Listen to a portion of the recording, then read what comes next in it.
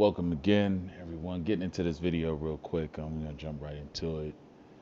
First of all, I'd like to say thank you all for the support. Thank you for helping to grow the channel. I mean, we've been doing really good now, and we're, growing, pushing close to that 80,000 mark. So I want to thank everybody for their contributions and, just listen to what I have to say. Anyway, we're going to be talking about narcissists guilt tripping, right? Using the guilt trip tactic on you. Okay. This is very common, and this is one of the things that is used to kind of sustain their position with you in a relationship or a situationship, transaction, as I call it. The narcissist is very good, and they have um, the propensity to use this quite often, right? This is basically one of their staples in how they are able to. It's somewhat some gaslighting in there. I can say that there's some gaslighting in that aspect, that they're denying through and through that they had any involvement in anything that happened to went down or went wrong with the situation, right? So what they do, they stick by their guns, and they keep the position of, no, you wronged me. This is why I had to do this, and so forth. Or why did you do that to me? Or you did this to me, you did that, etc., right? They're always pointing the finger. And the reason that is because whoever accepts the reality first and chooses to, well, put it this way, if the narcissist can keep you in conflict with them, and most of you will go and argue back and forth with them, trying to prove your point, trying to make a stance against the lunacy that you're being fed at that particular time. If you stand your ground and you fight with them, that's kind of like a win for them, right? The more you fight and try to argue your point back to them when they're speaking something that you know damn well is not the truth, but you're trying to defend it, you're going back and forth with them, and you're really trying to, pinpoint what your facts are to them. You're losing. You're losing. And the narcissist is winning at that point because you don't argue with crazy. Okay?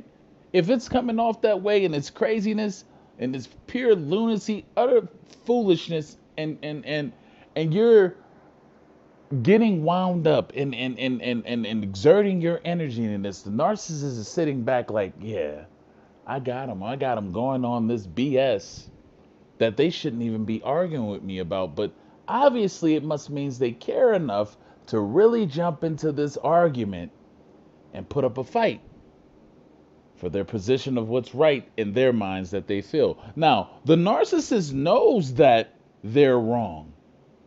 They know the wrong that they've done. Trust me, they know everything that went on in the situation, and they know that they're the cause of it. They do know that.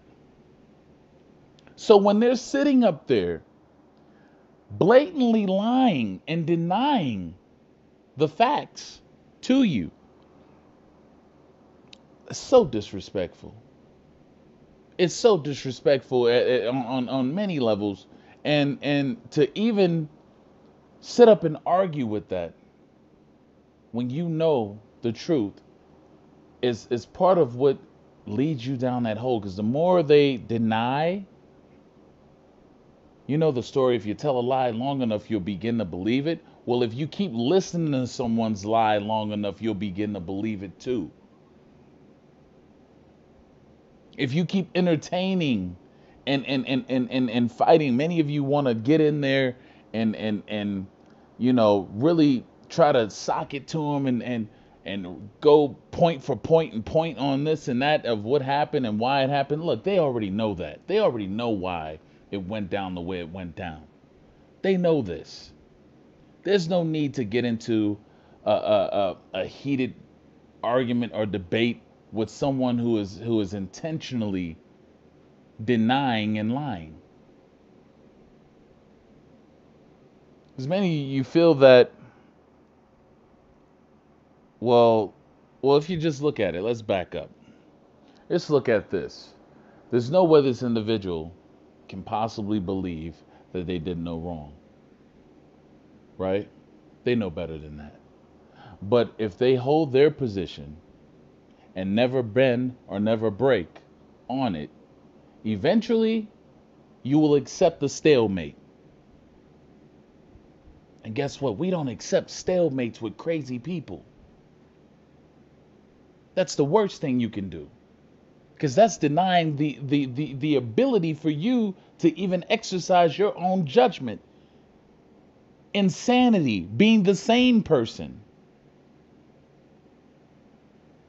You're taking away your own credibility of being sane by arguing with the lunatic. When you see this behavior, when someone's trying to throw a guilt trip on you in that way with gaslighting and denial, it's lunacy.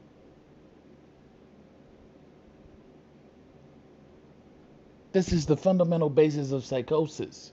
And when you engage in it and you start, this is why many of you feel like you're losing your mind too. Because you're sitting up there entertaining this foolishness.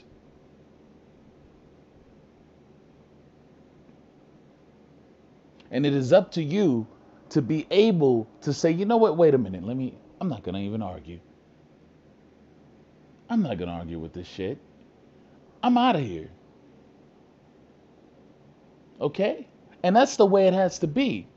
Cut it off right then and there. If you see any of that where they're throwing a guilt trip on you, they come back, oh, you did me this and this and that, and you know damn well it didn't operate like that. It didn't go down like that. Don't even say another word to them. Just go on and keep it moving. Because this is the main thing that they play on by always, where they feel that they can be entitled to come back. They try to ruin your life. They try to, they've disrespected you. They've done all this stuff. And then come back as though nothing has happened, right? Or try to.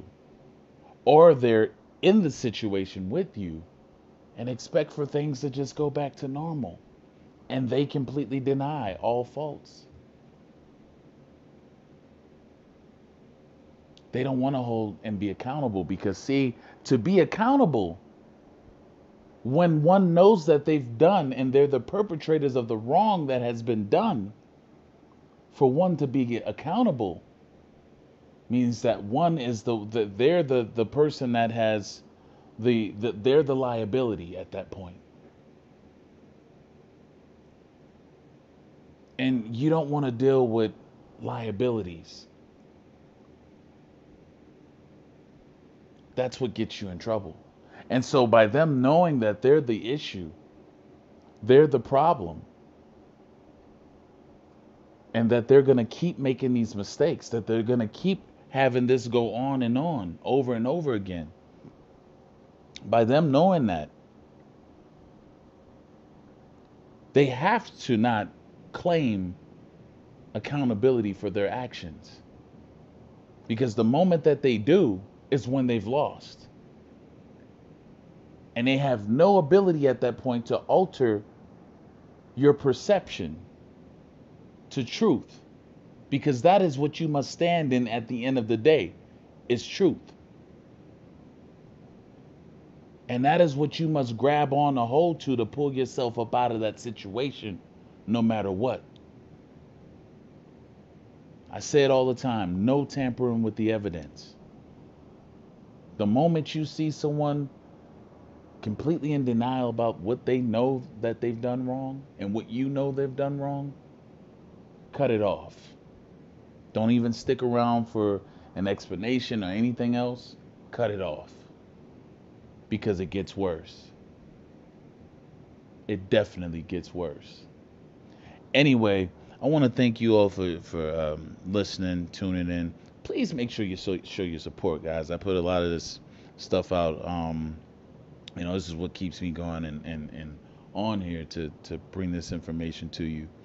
Um, I, I I say this um, to the utmost. It helps people, and it really does. But showing your support gives me the drive to keep going through, especially the sleeper, the Anti-Narcissist Awareness Training Academy ebook. You definitely have to get that. Many of you haven't got it. Definitely have to get that. I'll leave the link. A lot of work was put into that. A lot of work put into the Departure of Empathy documentary that I produced, written, script, everything, directed. Very good documentary, very informative. Make sure you show your support and grab a copy of that. I'll put a link in the description box. There'll also be some little links popping up here that you can click on and take it directly to it. They're all digital products. Those of you who want and have been getting people requesting or seeking consultation, you can visit asscgroup.com, or you can email me at asscdirect@gmail. So, but anyway, guys, thank you for listening. Thank you for tuning in. Again, I'll talk to you soon.